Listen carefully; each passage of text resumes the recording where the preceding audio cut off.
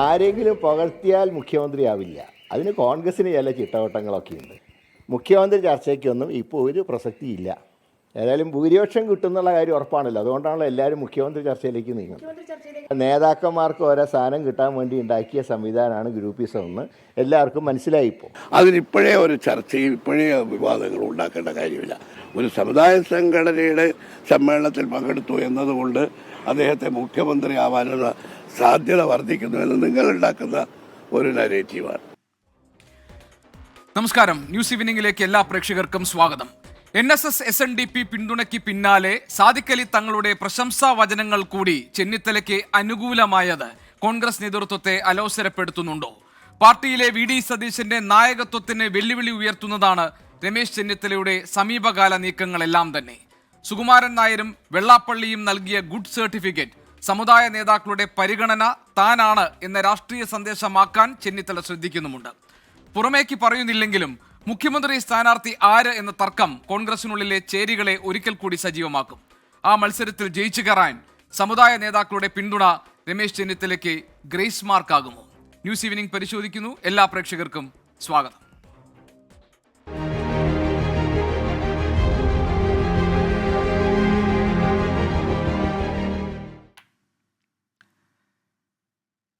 News evening ഇന്ന് ഈ ചർച്ചയിലേക്ക് കടക്കുന്നതിന് മുൻപ് VD സതീശൻ പ്രതിപക്ഷ നേതാവ് അല്പസമയം മുൻപ് അദ്ദേഹം നടത്തിയ ഒരു പ്രതികരണത്തിലേക്കാണ് നമ്മൾ പോകുന്നത്. അദ്ദേഹം പറയുന്നത് സ്ഥാനമാനങ്ങൾക്ക് വേണ്ടി നീതിയുടെ വഴി ഉപേക്ഷിക്കില്ല എന്നാണ് പ്രതിപക്ഷ നേതാവിന്റെ പ്രതികരണമായി ഇപ്പോൾ വരുന്നത്. നീതിയുടെ കൂടെ അല്ലാതെ വിശ്വാസിയായ ഒരാൾക്ക് എവിടെ നിൽക്കാൻ കഴിയും? ഓർത്തഡോക്സ് സഭ കോട്ടയം ഭദ്രാസന ദിന ആഘോഷ പരിപാടിയിൽ പങ്കെടുക്കുമ്പോഴാണ് VD സതീശന്റെ ഈ പരാമർശങ്ങൾ. നീതിയുടെ കൂടെ നിൽക്കുമോ? ഞാൻ ഇത്രയും പറഞ്ഞതിൽ എല്ലാം ഇറങ്ങിയിട്ടുണ്ട്. നീതിയുടെ കൂടെ അല്ലാതെ വിശ്വാസിയായ ഒരാൾക്ക് എവിടെ നിൽക്കുന്നു?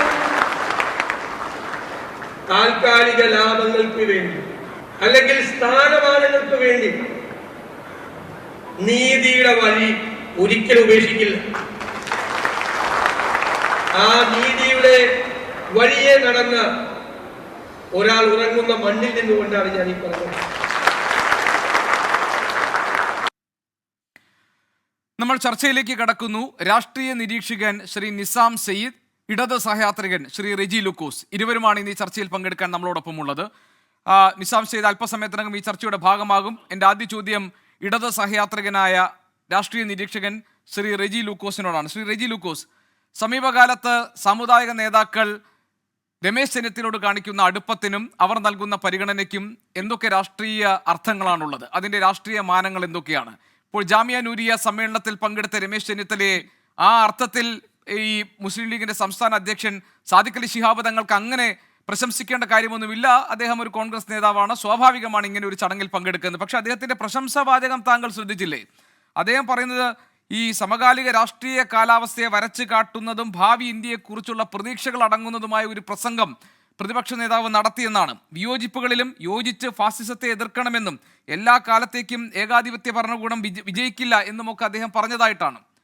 നമുക്ക് അതിലേക്ക് വരാം. പി ജയരാജൻ മാധ്യമങ്ങളെ കാണുകയായിരുന്നു. പെരിയ ഇരട്ടക്കൊലപാതക കേസിൽ ശിക്ഷിക്കപ്പെട്ട പ്രതികളെ കണ്ണൂർ ജയിലിലേക്ക് കൊണ്ടുവരുന്ന അവരെ കാണാൻ വേണ്ടി പി ജയരാജൻ എത്തിയതാണ്. തൻ്റെ പുസ്തകം അവർക്ക് കൈമാറിയെന്നും കമ്മ്യൂണിസ്റ്റുകാർ ജയിൽവാസം അനുഭവിക്കേണ്ടി വരുമ്പോൾ ആ സമയം അവർ വായനയ്ക്ക് വേണ്ടിയാണ് പ്രയോജനപ്പെടുത്താറുള്ളതെന്നും അതിനു വേണ്ടിയാണ് താൻ എത്തിയത് എന്നുമാണ് പി ജയരാജൻ പറഞ്ഞത്. കമ്മ്യൂണിസ്റ്റ് വിരോധം കൊണ്ട് നടക്കുന്ന മാധ്യമ പ്രവർത്തകരും മാധ്യമ സ്ഥാപനങ്ങളും കമ്മ്യൂണിസ്റ്റുകാർ കൊല്ലപ്പെട്ട സംഭവങ്ങളെ ബോധപൂർവം തമസ്കരിക്കുകയാണ് എന്ന ഒരു ആരോപണം കൂടി പി ജയരാജൻ ഇപ്പോൾ മാധ്യമങ്ങളെ കണ്ട് സംസാരിച്ചപ്പോൾ ഉന്നയിച്ചിട്ടുണ്ട്. കോൺഗ്രസിലെ ആഭ്യന്തര വിഷയമാണ് ഇന്ന് ഈ വൈകുന്നേരം നമ്മൾ ചർച്ച ചെയ്യുന്നത്. കോൺഗ്രസിലെ മുഖ്യമന്ത്രി സ്ഥാനാർത്ഥിത്വത്തെ ചൊല്ലി ഉടലെടുത്തിരിക്കുന്ന തർക്കം, അത് നിശബ്ദമായ ഒരു തർക്കമായി കോൺഗ്രസിനകത്തുണ്ട്. നേതാക്കൾ അത് നിഷേധിക്കുമ്പോഴും ആ ഘട്ടത്തിലാണ് രമേശ് ചെന്നിത്തലയെ പ്രകീർത്തിച്ചുകൊണ്ട് മുസ്ലിം ലീഗിന്റെ സംസ്ഥാന അധ്യക്ഷൻ ചില വാചകങ്ങൾ പറഞ്ഞിരിക്കുന്നത്. അതിനുള്ള പ്രതികരണങ്ങൾ ഇന്ന് വന്നിരിക്കുന്നു. ആ സാഹചര്യത്തിൽ, ആ പശ്ചാത്തലത്തിൽ എങ്ങനെയാണ് ഈ സംഭവങ്ങളെ നമ്മൾ മനസ്സിലാക്കേണ്ടത് എന്നതാണ് ന്യൂസ് ഈവനിംഗിൽ ചർച്ച ചെയ്യുന്നത്. എല്ലാ പ്രേക്ഷകർക്കും ഒരിക്കൽ കൂടി ചർച്ചയിലേക്ക് സ്വാഗതം. രാഷ്ട്രീയ നിരീക്ഷകൻ ശ്രീ നിസാം സയ്യിദ് നമ്മളോടൊപ്പം ഈ ചർച്ചയിൽ പങ്കെടുക്കാനുണ്ട്. ഒപ്പം തന്നെ ഇടത് സഹയാത്രികൻ ശ്രീ റെജി ലൂക്കോസും ഈ ചർച്ചയുടെ ഭാഗമാകും. ശ്രീ നിസാം സയ്യിദ്, ഈ ജാമിയ നൂരിയ സമ്മേളനത്തിൽ പങ്കെടുത്ത രമേശ് ചെന്നിത്തലയെ സമകാലിക രാഷ്ട്രീയ കാലാവസ്ഥയെ വരച്ചു കാട്ടുന്ന ഈ ഫാഷിസ്റ്റ് വിരുദ്ധ പോരാട്ടത്തിൽ അതിൽ നെടുനായകത്വം വഹിക്കാൻ പ്രാപ്തിയുള്ള ഒരു നേതാവ് എന്ന നിലയിൽ മുസ്ലിം ലീഗിന്റെ സംസ്ഥാന അധ്യക്ഷൻ പരസ്യമായി അദ്ദേഹത്തെ പ്രശംസിച്ചതിന് പിന്നിലെ രാഷ്ട്രീയം എന്താണ്? അതിലൊരു അസ്വാഭാവികത കാണുന്നുണ്ടോ?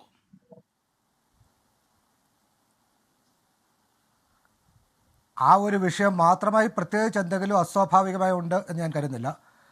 അദ്ദേഹം മുസ്ലിം ലീഗിൻ്റെ പ്രസിഡന്റാണ്. രമേശ് ചെന്നിത്തല കോൺഗ്രസിൻ്റെ സമുന്നതനായ നേതാവാണ്, വർക്കിംഗ് കമ്മിറ്റി അംഗമാണ്. സ്വാഭാവികമായും അദ്ദേഹം ഇരിക്കുന്ന ഒരു വേദിയിൽ അദ്ദേഹത്തെ ക്ഷണിച്ചു കൊണ്ടുവന്ന വേദിയിൽ അദ്ദേഹം പ്രസംഗിച്ചു കഴിയുമ്പോൾ സ്വാഭാവികമായും മുസ്ലിം ലീഗിൻ്റെ നേതാവ് അദ്ദേഹത്തെ പ്രവർത്തിച്ച് സംസാരിക്കുക എന്നുള്ളതിൽ പ്രത്യേകമായ എന്തെങ്കിലും മാനങ്ങളുണ്ട് എന്ന് ഞാൻ കരുതില്ല. ഒരു മിനിറ്റ് താങ്കൾ പറഞ്ഞതിനോട് ഞാൻ യോജിക്കും. അതേ വേദിയിൽ മുസ്ലിം ലീഗിന്റെ സംസ്ഥാന അധ്യക്ഷൻ അവിടെ നടത്തിയ പ്രസംഗത്തെക്കുറിച്ച് അദ്ദേഹത്തെ ശ്ലാഘിച്ച് സംസാരിച്ചാൽ താങ്കൾ പറഞ്ഞ ഈ യുക്തി ശരിയാണ്. പക്ഷേ അതേസമയം ഈ ഫാസിസ്റ്റ് വിരുദ്ധ നിലപാടും പോരാട്ടവും എന്നത് UDF-ന്റെ കൂട്ടായ ഒരു രാഷ്ട്രീയ നയമാണല്ലോ. അതാണല്ലോ എല്ലാ കാലത്തും ഉണ്ടായിരുന്നത്. അവിടെ ഒരു കോൺഗ്രസിന്റെ നേതാവ് വന്ന് ജാമിയ നൂരിയ സമ്മേളനത്തിൽ പങ്കെടുത്തതിന്റെ പേരിൽ സ്വാഭാവികമായി അദ്ദേഹം പ്രസംഗിക്കുമ്പോൾ അതിന്റെ ഭാഗമാകുന്ന ഈ ഫാഷിസ്റ്റ് വിരുദ്ധ സമീപനങ്ങളെ ഇങ്ങനെ പരസ്യമായി പ്രകീർത്തിക്കുന്നതിലൂടെ എന്ത് സന്ദേശമായിരിക്കും മുസ്ലിം ലീഗ് നൽകാൻ ശ്രമിച്ചിട്ടുണ്ടാവുക എന്നതായിരുന്നു എൻ്റെ ചോദ്യം. പ്രത്യേകിച്ച് കോൺഗ്രസിനകത്ത് മുഖ്യമന്ത്രി സ്ഥാനാർത്ഥിത്വത്തെ ചൊല്ലിയുള്ള ചില ആലോചനകൾ നടക്കുന്ന ഘട്ടത്തിൽ, അവിടെ ഇതുവരെ അതെല്ലാം കേന്ദ്രീകരിക്കപ്പെട്ടിരുന്നത് VD സതീശൻ എന്ന ഒറ്റ പേരിലേക്കാണെങ്കിൽ അവിടെ ഒരു പുതിയ ഉദയം ഉണ്ടാകുന്നു രമേശ് ചെന്നിത്തലയുടേത്. അതിന്റെ ഭാഗമായി SNDP-യുടെ ഗുഡ് സർട്ടിഫിക്കറ്റ്, NSS വേദിയിൽ NSS പുത്രൻ എന്ന സുകുമാരൻ നായരുടെ പ്രശംസ, തൊട്ടു പിന്നാലെ ജാമിയ നൂരിയയിലുള്ള ക്ഷണം, അതിന് പിന്നാലെ സാദിഖ് അലി തങ്ങളുടെ പ്രശംസാവാചകം, ഇനി വീണ്ടും സമസ്തയുടെ മറ്റൊരു സ്ഥാപനത്തിലേക്കും ഉദ്ഘാടകനായുള്ള ക്ഷണം ലഭിച്ചിട്ടുണ്ട് രമേശ് ചെന്നിത്തലയ്ക്ക്. ഇതൊക്കെ പ്രതിപക്ഷ നേതാവ് ഉള്ളപ്പോഴാണ് അദ്ദേഹത്തിന് ഇതെല്ലാം ലഭിക്കുന്നത്. അതിന്റെ രാഷ്ട്രീയ അർത്ഥങ്ങളാണ് ഞാൻ ചോദിച്ചത്. ഇതേ വേദിയിൽ കഴിഞ്ഞ വർഷം ശ്രീ VD സതീശനാണ് സംസാരിച്ചത് എന്നുള്ളത് താങ്കൾ ഓർക്കുന്നുണ്ടാവുമല്ലോ. കഴിഞ്ഞ വർഷം VD സതീശൻ സംസാരിച്ചു, ഈ വർഷം രമേശ് ചെന്നിത്തല സംസാരിച്ചു. സ്വാഭാവികമായും ഒരു UDF നേതാവിനെ മറ്റൊരു UDF നേതാവ് പുകഴ്ത്തുന്നതിൽ അസ്വാഭാവികമായി എന്തെങ്കിലും ഉണ്ടെന്ന് ഞാൻ കരുതില്ല. പിന്നെ ഇതിൻ്റെയൊക്കെ പിന്നിൽ പ്രവർത്തിക്കുന്ന ചേതോവികാരം അധികാരത്തിലെത്തിയാൽ കോൺഗ്രസിലെ മുഖ്യമന്ത്രി ആരാവും എന്നുള്ളതിനെക്കുറിച്ച് കേരളത്തിൽ വ്യാപകമായി ചർച്ചകൾ ഉണ്ടാകുന്നു എന്നുള്ളതാണ്. ആ ചർച്ചകൾ മാധ്യമങ്ങൾ പങ്കുവെക്കുന്നു, പൊതുസമൂഹം പങ്കുവെക്കുന്നു, നമ്മളെല്ലാം ചർച്ച ചെയ്യുന്നു. എന്തുകൊണ്ടാണ് ചർച്ച ഉണ്ടാകുന്നത്? കേരളത്തിൽ ഇപ്പോൾ ഇലക്ഷൻ നടന്നാൽ UDF അധികാരത്തിലെത്തും എന്നൊരു പ്രതീതി, എന്നൊരു ധാരണ പൊതുസമൂഹവും മാധ്യമങ്ങളും ജനങ്ങളും ഒക്കെ പങ്കുവെക്കുന്നതുകൊണ്ടാണ് ഇത്തരമൊരു ചർച്ച ഉണ്ടാകുന്നത്. കോൺഗ്രസിനെ സംബന്ധിച്ചിടത്തോളം അത്തരമൊരു സാഹചര്യം ഉണ്ടായാൽ ആരായിരിക്കും മുഖ്യമന്ത്രി ആവുക എന്നുള്ളതിനെക്കുറിച്ച് ഇപ്പോഴേ ചർച്ച തുടങ്ങുന്നതിൽ അസ്വാഭാവികമായ ഒന്നുമില്ല.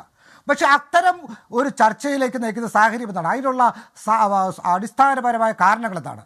കഴിഞ്ഞ കുറേ നാളുകളായി കേരളത്തിൽ നടന്ന എല്ലാ തെരഞ്ഞെടുപ്പുകളും ചൂണ്ടിക്കാട്ടുന്നത് ഇപ്പോൾ നിലവിലിരിക്കുന്ന സർക്കാർ വലിയ തോതിൽ ജനങ്ങളുടെ അപ്രീതിക്ക് പാത്രമായെന്നും അതുകൊണ്ട് തന്നെ സ്വാഭാവികമായും UDF അധികാരത്തിലെത്താനുള്ള സാഹചര്യമാണ് കേരളത്തിൽ നിലനിൽക്കുന്നുള്ളൊരു ധാരണ പൊതുസമൂഹത്തിൽ നിലനിൽക്കുന്നു. അതിൻ്റെ അടിസ്ഥാനം ലോക്സഭാ തെരഞ്ഞെടുപ്പിലെ ഫലങ്ങൾ നമുക്കറിയാം. ലോക്സഭാ തെരഞ്ഞെടുപ്പിൽ പ്രധാനപ്പെട്ട വിഷയമായി ഉയർത്തിക്കാട്ടപ്പെട്ടത് സർക്കാരിൻ്റെ പ്രവർത്തനങ്ങളായിരുന്നു എന്ന് നമുക്കറിയാം. അതല്ല, സർക്കാരിൻ്റെ പ്രവർത്തനങ്ങളല്ല, അത് കേന്ദ്ര വിഷയങ്ങളിലാണ് വോട്ട് ചെയ്തതെന്ന് ചോദിച്ചാൽ അതിനുശേഷം നടന്ന ഉപതെരഞ്ഞെടുപ്പിൽ എന്താണ് സംഭവിച്ചത്? ഉപതെരഞ്ഞെടുപ്പിൽ പാലക്കാട് 3000 വോട്ടിന് വിജയിച്ച ഒരു സീറ്റിൽ UDF 12000 വോട്ടിന് വിജയിക്കുന്നു. ചേലക്കരയിൽ UDF പരാജയപ്പെടുന്നു. UDF പരാജയപ്പെടുമ്പോഴും എന്താണ് സംഭവിക്കുന്നത്? 2021 39,000 വോട്ടിന് ജയിച്ച ഒരു സീറ്റിൽ ആ ഭൂരിപക്ഷം 11,000-ആയി LDF-ൻ്റെ കുറയുന്നു. അതായത് ഭൂരിപക്ഷത്തിൽ മാത്രം 28,000 വോട്ടിൻ്റെ കുറവുണ്ടാകുന്നു. ലഭിച്ച വോട്ടുകളാകട്ടെ 84-ൽ നിന്നും 66-ആയി കുറയുന്നു, 18,000 വോട്ടിൻ്റെ കുറയുന്നു. അതായത് ഒരു മണ്ഡലത്തിൽ 28,000 വോട്ട് ഭൂരിപക്ഷത്തിൽ കുറഞ്ഞാൽ കേരളത്തിൽ 21 സീറ്റുകളിൽ മാത്രമാണ് LDF-ന് വിജയിക്കാൻ കഴിയുക. ഇത് 2 അസംബ്ലി തെരഞ്ഞെടുപ്പുകൾ തമ്മിലുള്ള താരതമ്യമാണ്. അപ്പോൾ സ്വാഭാവികമായും ഇന്ന് കേരളത്തിൽ നിലവിലിരിക്കുന്ന സാഹചര്യത്തിൽ UDF അധികാരത്തിൽ പൊതുവായി അങ്ങനെ ഒരു പൊതുധാരണ രൂപപ്പെട്ടതിനെ കുറിച്ച് മനസ്സിലാക്കാൻ താങ്കൾ പറയുന്ന ആ കണക്കുകൂട്ടലുകൾ, ആ കണക്കാണ് അപ്ലൈ ചെയ്യുന്നതെങ്കിൽ. പക്ഷെ ഞാൻ ചോദിക്കുന്നത് ശ്രീ നിസാം ഷെയ്ഖ്, താങ്കൾ പറഞ്ഞത് ഈ വേദിയിൽ രമേശ് ചെന്നിത്തലയെ, കോൺഗ്രസ് നേതാവിനെ, ലീഗ് എന്ന ഘടകകക്ഷിയുടെ സംസ്ഥാന അധ്യക്ഷൻ പുകഴ്ത്തിയതിൽ അസ്വാഭാവികത ഇല്ലെങ്കിൽ ആരെങ്കിലും പുകഴ്ത്തിയത് കൊണ്ട് മുഖ്യമന്ത്രിയാകാൻ കഴിയില്ല എന്ന് K. മുരളീധരനും പങ്കെടുക്കുന്ന പരിപാടിയുടെ എണ്ണം നോക്കിയല്ല മുഖ്യമന്ത്രിയെ തിരഞ്ഞെടുക്കുന്നത് എന്ന് UDF കൺവീനർ MM ഹസനും ഇങ്ങനെ പരസ്യമായി പറയേണ്ടി വന്നത് ഏത് സാഹചര്യത്തിലായിരിക്കും? ഇതൊക്കെ അന്യോന്യം വിരുദ്ധമായ പ്രസ്താവനകളാണെന്ന് താങ്കൾ എന്തടിസ്ഥാനത്തിലാണ് ധരിക്കുന്നത്? ഈ പ്രസ്താവനകളൊക്കെ കോൺഗ്രസിൽ വ്യത്യസ്തമായ അഭിപ്രായങ്ങൾ ഉണ്ടാകുന്ന പുതിയ കാര്യമൊന്നുമല്ല എന്ന് താങ്കൾക്കും എനിക്കും അറിയാം. എല്ലാ ശ്രീ കെ മുരളീധരനൊക്കെ വളരെ തുറന്ന് സംസാരിക്കുന്ന ആളാണെന്ന് പറയാം. അതുകൊണ്ടൊന്നും കേരളത്തിൽ ഈ ചർച്ചയ്ക്ക് അടിസ്ഥാനമില്ലെന്ന് പറഞ്ഞ രണ്ടാളുകൾ VD സതീശനും രമേശ് ചെന്നിത്തലയുമാണ്. ഇപ്പോൾ ഒരു മുഖ്യമന്ത്രി സ്ഥാനാർത്ഥി അതായത് മുഖ്യമന്ത്രി സ്ഥാനാർത്ഥിത്വത്തിന് കോൺഗ്രസിനകത്ത് 2 മത്സരാർത്ഥികൾ ഉണ്ടായിരിക്കുന്നു എന്നല്ലേ ഇപ്പോൾ ഇതുവരെ ഉണ്ടായ ഈ സംഭവങ്ങളൊക്കെ ചേർത്ത് വെച്ച് വായിച്ചാൽ മനസ്സിലാക്കാൻ കഴിയും. മത്സരാർത്ഥികൾ ഉണ്ടായേക്കാം. ഒരു കാര്യം കൂടി KC വേണുഗോപാലാണോ? പിണറായി വിജയൻ തന്നെ സ്ഥാപിച്ച ഒരു മാനദണ്ഡം അനുസരിച്ച് പിണറായി വിജയന് 2 ടേം തുടർച്ചയായി മത്സരിച്ചുകൊണ്ട് അടുത്ത തെരഞ്ഞെടുപ്പിൽ മത്സരിക്കാൻ കഴിയില്ല. എന്തുകൊണ്ടാണ് LDF വിജയിച്ചാൽ അടുത്ത തെരഞ്ഞെടുപ്പിൽ ആരായിരിക്കും മുഖ്യമന്ത്രി എന്ന് കേരളത്തിൽ ആരും ചർച്ച ചെയ്യാത്തത്? അങ്ങനെ ഒരു സാഹചര്യം ഉണ്ടാവുമെന്ന് ആരും വിഷ്വലൈസ് ചെയ്യുന്ന പോലുമില്ല. അതുകൊണ്ട് അങ്ങനെ ഒരു സാഹചര്യത്തെക്കുറിച്ച് ചർച്ച ചെയ്യേണ്ട ആവശ്യമുണ്ട് എന്നും ആരും കരുതുന്നില്ല. ഞാൻ താങ്കളോട് ചോദിക്കുന്നത്, കേരളത്തിന്റെ പ്രതിപക്ഷ നേതാവ് ഏറ്റെടുക്കേണ്ട ദൗത്യങ്ങൾ അത് സർക്കാരിന്റെ നയങ്ങളിലുള്ള പാളിച്ചകളെ ചൂണ്ടിക്കാണിക്കുന്നതാകാം, കേരളത്തിലെ പൊതുസമൂഹത്തെ ബാധിക്കുന്ന ചൂടേറിയ ഒരു വിഷയത്തിലുള്ള അഭിപ്രായ പ്രകടനമാകാം, കേരളത്തിൽ ജനപക്ഷത്ത് നിന്ന് സർക്കാരിനെതിരെ സ്വീകരിക്കേണ്ട നിലപാടുകൾ സംബന്ധിച്ച കാര്യങ്ങളാകാം. ഇതൊക്കെ പ്രതിപക്ഷ നേതാവിന്റെ ഉത്തരവാദിത്വവും ദൗത്യവുമാണല്ലോ. അങ്ങനെ ഈ പ്രധാന പ്രശ്നങ്ങളിൽ ഇടപെടുകയും പ്രധാന വിഷയങ്ങൾ ഉയർത്തിക്കൊണ്ടുവരികയും ഒരു മുഖമായി, അതായത് പ്രതിപക്ഷ നേതാവ് എന്ന മുഖം മാത്രമല്ല, ഭാവി മുഖ്യമന്ത്രി എന്ന മുഖം കൂടി ഉണ്ട് VD സതീശന്, അല്ലെങ്കിൽ ഉണ്ടായിരുന്നു VD സതീശൻ. അവിടെയാണ് പ്രധാനപ്പെട്ട സാമുദായിക സംഘടനാ നേതാക്കളുടെ പ്രശംസകൾ ഏറ്റുവാങ്ങുകയും അവരുടെ പരിപാടികളിൽ പങ്കെടുക്കുകയും സമസ്തയുടെ സ്ഥാപനങ്ങളിൽ പങ്കാളികളിൽ അവരുടെ പരിപാടികളിലെ മുഖ്യാതിഥിയായി ക്ഷണമുണ്ടാവുകയും ഈ പാണക്കാട് തങ്ങളുടെ പ്രശംസ ഏറ്റുവാങ്ങേണ്ടി വരികയും ഒക്കെ ചെയ്യുന്ന ഒരു രണ്ടാമത്തെ വ്യക്തിയായി, അതല്ലെങ്കിൽ VD സതീശനൊപ്പം ആ സ്ഥാനത്തേക്കുള്ള മറ്റൊരു വ്യക്തി എന്ന നിലയിൽ രമേശ് ചെന്നിത്തല ഉയർന്നു വരുന്നത്, അത് നമ്മുടെ കൺമുന്നിൽ കാണുന്ന കാര്യങ്ങളല്ലേ ശ്രീ നിസാം സെയ്ദ്? കേരള രാഷ്ട്രീയത്തിൽ രമേശ് ചെന്നിത്തലയ്ക്ക് ഉയർന്നു വരേണ്ട ഒരു കാര്യമുണ്ടെന്ന് താങ്കൾ കരുതുന്നുണ്ടോ? അദ്ദേഹം കേരള പദവികൾ എന്താണുള്ളത്? അപ്പൊ അല്ല, അങ്ങനെ ഒരു മുഖത്തെ മാത്രം ഉയർത്തിയാണോ എന്തെങ്കിലും കോൺഗ്രസ് പ്രവർത്തിച്ചിട്ടുള്ളത്? കെ കരുണാകരൻ പ്രവർത്തിക്കുമ്പോൾ AK ആന്റണി ഇല്ലായിരുന്നു, ഉമ്മൻചാണ്ടി പ്രവർത്തിക്കുമ്പോൾ രമേശ് ചെന്നിത്തല ഇല്ലായിരുന്നു. എല്ലാ കാലത്തും കോൺഗ്രസിൽ വ്യത്യസ്തമായ മുഖങ്ങളുണ്ട്. അങ്ങനെ ഒരു മുഖം മാത്രം ഉയർത്തിയേക്കുന്ന ഒരു ഏകമുഖമുള്ള ഏകാഭിപ്രായമുള്ള പാർട്ടി ആയിട്ട് കോൺഗ്രസിനെ ആരെങ്കിലും എന്തെങ്കിലും സങ്കല്പിച്ചിട്ടുണ്ടോ? കോൺഗ്രസ് വ്യത്യസ്തമായ അഭിപ്രായങ്ങൾ പുലർത്തുന്ന വ്യത്യസ്തങ്ങളായ മുഖങ്ങളുള്ള ഒരു പാർട്ടിയാണ്. അതുകൊണ്ട് VD സതീശൻ സ്വാഭാവികമായും VD സതീശൻ അദ്ദേഹത്തിൻ്റെ പ്രതിപക്ഷ നേതാവെന്നുള്ള നിലയിലെ റോൾ നന്നായി വഹിക്കുന്നുണ്ട് എന്നാണ് കോൺഗ്രസ്സുകാർ വിശ്വസിക്കുന്നത്. അതുപോലെ തന്നെ കോൺഗ്രസിനുള്ളിൽ മറ്റു സ്വരങ്ങളും സ്വാഭാവികമായി ഉണ്ടാവും. എന്തുകൊണ്ട് പരസ്പര പൂരകങ്ങളാണ്? ഏതൊക്കെ ഭാഗങ്ങളിൽ റെജി ലൂക്കോസ് താങ്കളുമായി യോജിക്കും? എവിടെയാണ് റെജി ലൂക്കോസിന് വേറിട്ട ഒരു കാഴ്ചപ്പാട് ഈ വിഷയങ്ങളിൽ ഉള്ളത് എന്ന് എനിക്ക് പരിശോധിക്കണം. ഇടവേളയ്ക്ക് ശേഷം. കോൺഗ്രസിൽ മുഖ്യമന്ത്രി സ്ഥാനാർത്ഥിത്വത്തെ ചൊല്ലിയുള്ള തർക്കങ്ങൾ രൂപപ്പെടുന്നുണ്ടോ? രമേശ് ചെന്നിത്തല കൂടി അവിടെ ഒരു മത്സരാർത്ഥിയായി ഇടം പിടിക്കുന്നുണ്ടോ? ഇടത് സഹയാത്രികൻ ശ്രീ റെജി ലൂക്കോസ് നമ്മളോടൊപ്പമുണ്ട്. ശ്രീ റെജി ലൂക്കോസ്, ഈ സംഭവങ്ങളൊക്കെ, അതായത് NSS വേദിയിലെ പുകഴ്ത്തൽ, SNDP യോഗം ജനറൽ സെക്രട്ടറിയുടെ ഗുഡ് സർട്ടിഫിക്കറ്റ്, അതിനുശേഷം ഇപ്പോൾ ജാമിയ നൂരിയ സമ്മേളനത്തിൽ പങ്കെടുത്തതിനെ തുടർന്ന് മുസ്ലിം ലീഗിന്റെ സംസ്ഥാന അധ്യക്ഷൻ നൽകിയിരിക്കുന്ന പ്രശംസാവാചനങ്ങൾ, ഇതൊക്കെ ചെന്നിത്തലയെ കോൺഗ്രസിന്റെ മുഖ്യമന്ത്രി സ്ഥാനാർത്ഥി എന്ന നിലയിൽ ഉയർത്തിക്കാട്ടാൻ നടത്തുന്ന നീക്കങ്ങളായി താങ്കൾ കാണുന്നുണ്ടോ? നിശ്ചയമായിട്ട് അത് യാതൊരു സംശയമില്ല. സാദിഖ് ശിഹാബ് തങ്ങളുടെ ഒരു ഫേസ്ബുക്ക് പോസ്റ്റിലൂടെ വന്നിട്ടുണ്ട്. അതിനകത്ത് അദ്ദേഹം പാടിപ്പൊളിച്ചിട്ടുണ്ട്. ഫാസിസ്റ്റുകൾക്കെതിരെയുള്ള പ്രവർത്തനങ്ങളിൽ രമേശ് ചെന്നിത്തലയാണ് ഉചിതമായ സ്ഥാനാർത്ഥി, അല്ലെങ്കിൽ ഉചിതമായ നേതാവ് എന്നുള്ളത് അദ്ദേഹം പാടിപ്പൊളിച്ചിട്ടുണ്ട്. പക്ഷെ ഇതിലൊക്കെ കഷ്ടമതല്ല ഗോപകൃഷ്ണ. ഇന്നലെ ബഹുമാനപ്പെട്ട PK കുഞ്ഞാലിക്കുട്ടി മാധ്യമങ്ങളുടെ മുമ്പിൽ പരസ്യമായിട്ട് VD സതീശനെ തള്ളിക്കളഞ്ഞ്. എന്താണ് തള്ളിക്കളയാൻ കാരണം? VD സതീശൻ അല്ല, PB അൻവർ UDF-ലേക്ക് വരാനുള്ള സാധ്യതയുണ്ടോ, അദ്ദേഹത്തിന് സ്വീകരിക്കുമെന്ന് ചോദിച്ചു. അദ്ദേഹം എന്താ പറഞ്ഞത്? ആർക്കും എതിരെ ഞങ്ങളുടെ വാതിലുകൾ അടച്ചിട്ടില്ല, തുറന്നിട്ടിരിക്കുകയാണ്, സാഹചര്യം അനുസരിച്ച് തീരുമാനമെടുക്കുമെന്ന് പറഞ്ഞു. എന്നാൽ ബഹുമാനപ്പെട്ട VD സതീശന് പാലക്കാട് തെരഞ്ഞെടുപ്പിൽ ഈ കാര്യത്തെ കുറിച്ച് പരാമർശിച്ചത് എന്താ? അദ്ദേഹം 2 തവണ പറഞ്ഞു ഒരു കാരണവശാലും അതിനെക്കുറിച്ച് ആലോചിക്കാനില്ല, ചിന്തിക്കുക പോലും വേണ്ടെന്ന് പറഞ്ഞു. PB അൻവറെ UDF എടുക്കേണ്ട ഗതികേട് UDF ഇല്ലെന്ന് പറഞ്ഞു. ഇത് തന്നെയാണ് MM ഹസനും പറഞ്ഞത്. അപ്പൊ അതിൽ നിന്നും PK കുഞ്ഞാലിക്കുട്ടിയുടെ ഏകപക്ഷീയമായിട്ടുള്ള തീരുമാനം എന്ന് പറഞ്ഞാൽ, അല്ലെങ്കിൽ ലീഗിന്റെ തീരുമാനം എന്ന് പറഞ്ഞാൽ, ഞങ്ങളുടെ സ്ഥാനാർത്ഥി മുഖ്യമന്ത്രി സ്ഥാനാർത്ഥി VD സതീശനല്ല എന്നുള്ളതാണ്. തന്നെയുമല്ല, ലീഗിന്റെ അഭിപ്രായത്തെ മറികടന്നുകൊണ്ട് UDF തീരുമാനം എടുക്കാൻ പറ്റത്തില്ല ഇപ്പോഴത്തെ സാഹചര്യത്തിൽ. ഇന്ന് മാത്രമല്ല ശ്രീ റെജി ലൂക്കോസ്, ഈ മുനമ്പം വിഷയത്തിൽ നടത്തിയിട്ടുള്ള അഭിപ്രായ പ്രകടനങ്ങൾ ഉണ്ടാക്കിയ പ്രശ്നങ്ങളും താങ്കൾക്ക് ഓർമ്മയുണ്ടാകുമല്ലോ. മുനമ്പം വഖഫ് ഭൂമിയാണ് അല്ലയോ എന്നത് സംബന്ധിച്ചുണ്ടായ ആശയക്കുഴപ്പവും ഓർമ്മയുണ്ടാകുമല്ലോ VD സതീശന്റെ നിലപാടിനെ തുടർന്ന്. നിശ്ചയമാണ്, അത് പറയാൻ തന്നെയായിരുന്നു. അതായത് VD സതീശൻ ലീഗിന്റെ സമന്വയ നേതാവായ സാദിഖ് അലി തങ്ങളും PK കുഞ്ഞാലിക്കുട്ടി ഉൾപ്പെടെയുള്ളവർ 17 ബിഷപ്പ്മാരെ കാണാനാണ് അവിടെ ചെല്ലുന്നതിന് ഒരു മാസം മുമ്പ് VD സതീശൻ പറഞ്ഞത് ഇത് വഖഫ് ഭൂമിയല്ല, 10 മിനിറ്റ് കൊണ്ട് തീർക്കാവുന്ന പ്രശ്നമുള്ളെന്ന് പറഞ്ഞു. ഇതുപോലെ തന്നെ ഇതേ നിലപാട് ഏകദേശം ഇതിനോട് യോജിക്കുന്ന ഒരു നിലപാടുമായിട്ട് മുസ്ലിം ലീഗ് യോജിക്കുന്ന നിലപാടല്ല, അവർക്ക് ഐക്യദാർഢ്യം പ്രഖ്യാപിച്ചതോടെ ചെന്നതിന്റെ 2 ദിവസങ്ങൾക്ക് ശേഷം KM ഷാജി പരസ്യമായിട്ട് വെല്ലുവിളിച്ചതെന്താ? VD സതീശനെതിരെ വെല്ലുവിളിച്ചു. VD സതീശനല്ല ആര് പറഞ്ഞാലും അത് വഖഫ് ഭൂമി എന്ന് പറഞ്ഞു. തന്നെയുമല്ല, കുറച്ചുകൂടെ കടന്ന് മുതിർന്ന നേതാവ് ET മുഹമ്മദ് ബഷീർ VD സതീശനെ തള്ളിക്കളഞ്ഞു, പേരെടുത്ത് തള്ളിക്കളഞ്ഞു. അപ്പൊ ഇതിനകത്ത് നമ്മൾ മനസ്സിലാക്കേണ്ടത് എന്താ? വിഘ്നേഷ് ഫോഗട്ടിന്റെ അവസ്ഥയാണ് ഇപ്പോൾ VD സതീശന്. അതായത് ഫൈനലിൽ എതിരാളികളെ മുഴുവനും അലർത്തിയടിച്ച് ഫൈനലിൽ ചെന്നപ്പോൾ ആ ഫൈനലിൽ നിന്ന് തടയപ്പെടുകയും ചെയ്തു. സിൽവറും ബ്രോൺസും പോലും കിട്ടിയില്ല. ആ അവസ്ഥയിലാണ് ഇപ്പോൾ രാഷ്ട്രീയ തന്റെ പാർട്ടിയിലെ ശക്തരായ നേതാക്കന്മാരെ പോലെ മൂലക്കിരുത്തി ഏതാനും അണികളുമായിട്ട് കുതിച്ചുകൊണ്ടിരുന്ന VD സതീശനെ ഒരൊറ്റ സ്വിച്ച് ഇട്ട് അല്ലെങ്കിൽ ബ്രേക്ക് ഇട്ടിരിക്കുകയാണ് ഈ പറഞ്ഞ രമേശ് ചെന്നിത്തല കൂട്ടരും. ഇനി അത് മാത്രമല്ല, V മുരളീധരന്റെ കമന്റ് എന്തായാലും ഗോപികൃഷ്ണൻ ശ്രദ്ധിച്ചു കാണല്ലോ. V മുരളീധരൻ എന്താ പറഞ്ഞേ? ആരെങ്കിലും പുകഴ്ത്തിയതിന്റെ പേരിൽ ഒരാളെ മുഖ്യമന്ത്രി ആക്കത്തില്ല എന്ന്. V മുരളീധരൻ അല്ല, K Muraleedharan. Sorry, K Muraleedharan. Sorry, തെറ്റിപ്പോയ. അതിന്റെ അർത്ഥം എന്താ? അത് രമേശ് ചെന്നിത്തലയ്ക്ക് കൊട്ട. കാരണം അദ്ദേഹത്തിന് കാലങ്ങളായിട്ട് അറിയാം. K കരുണാകരനും എന്നെ കാലുവാരിയ രമേശ് ചെന്നിത്തല അതുപോലെ തന്നെ കോൺഗ്രസ് തിരിച്ചു പ്രവേശിക്കുന്നതിന് ഏതാണ്ട് 2 വർഷക്കാലത്തോളം തടസ്സം രമേശ് ചെന്നിത്തലയാണ്. അപ്പൊ ഇത് ഏതാണ്ട് 3 കർഷണങ്ങളായിട്ട് മാറിയിരിക്കുന്നു മാനസികമായിട്ട്. ഇനി മറ്റൊന്നും പറയാം, ആരാ രമേശ് ചെന്നിത്തലയുടെ പിന്നിലുള്ളത്? അതാണ് നമ്മൾ മനസ്സിലാക്കേണ്ടത്. ആ സാക്ഷാൽ KC വേണുഗോപാലാണത്.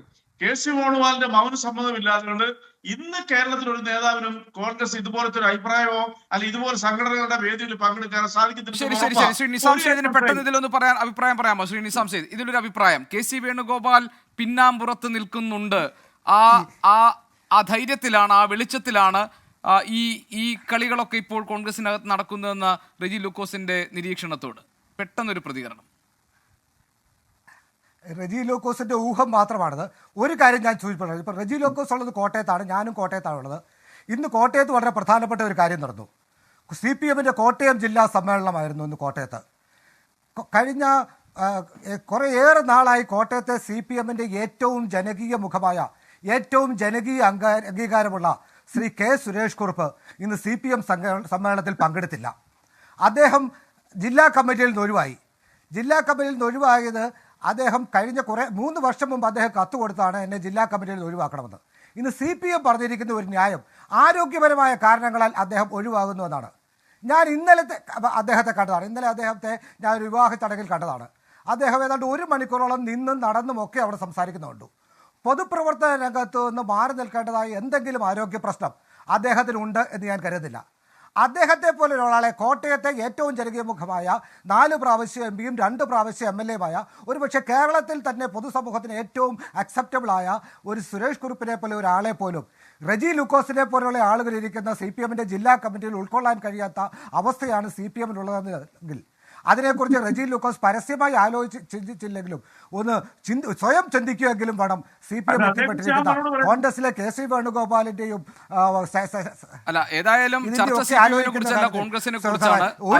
ഏറ്റവും വലിയ ഐറണി സമയമായതുകൊണ്ട് ഞാൻ ഇടപെടുകയാണ്. ശ്രീ റെജി ലൂക്കോസ്, അതോടൊപ്പം തന്നെ ശ്രീ നിസാം സെയ്ദ്, നമുക്ക് പ്രധാനപ്പെട്ട ചില വാർത്തകൾ എടുക്കേണ്ടി വന്നതുകൊണ്ടാണ് ഈ ചർച്ചയ്ക്ക് നമുക്ക് സമയം കുറഞ്ഞു പോയത്. എനിക്കറിയാം ഈ വിഷയത്തിൽ ഇനിയും നിങ്ങൾക്ക് നിരീക്ഷണങ്ങളും നിങ്ങളുടെ അഭിപ്രായങ്ങളും പങ്കുവെക്കാനുണ്ട്. പക്ഷേ നിർഭാഗ്യവശാൽ സമയം നമുക്കിവിടെ പൂർത്തിയാകുന്നത് കൊണ്ട് ഞാനിവിടെ ഈ പ്രോഗ്രാം ഇവിടെ അവസാനിപ്പിക്കുകയാണ്. മറ്റൊരു അവസരത്തിൽ നമുക്ക് ഈ ചർച്ചകൾ മുന്നോട്ട് കൊണ്ടുപോകാൻ കഴിയും. കോൺഗ്രസിനകത്തുള്ള പ്രശ്നങ്ങൾ അത് ഏത് സ്വഭാവത്തിലാണ് ഇനി അത് രൂപപ്പെടാൻ പോകുന്നത് എന്ന കാര്യമൊക്കെ വരും ദിവസങ്ങളിൽ നേതാക്കളുടെ പ്രതികരണങ്ങളിൽ നിന്നാണ് നമുക്ക് മനസ്സിലാക്കാൻ കഴിയുക. ഏതായാലും രമേശ് ചെന്നിത്തല കൂടി ഉണ്ട് VD സതീശനൊപ്പം മുഖ്യമന്ത്രി സ്ഥാനാർത്ഥി മത്സരത്തിൽ എന്നാണ് ഈ വരുന്ന രാഷ്ട്രീയ സൂചനകളൊക്കെ നമ്മളോട് പറയുന്നത്. ഈ ചർച്ചയിൽ പങ്കെടുത്ത അതിഥികൾക്ക് നന്ദി.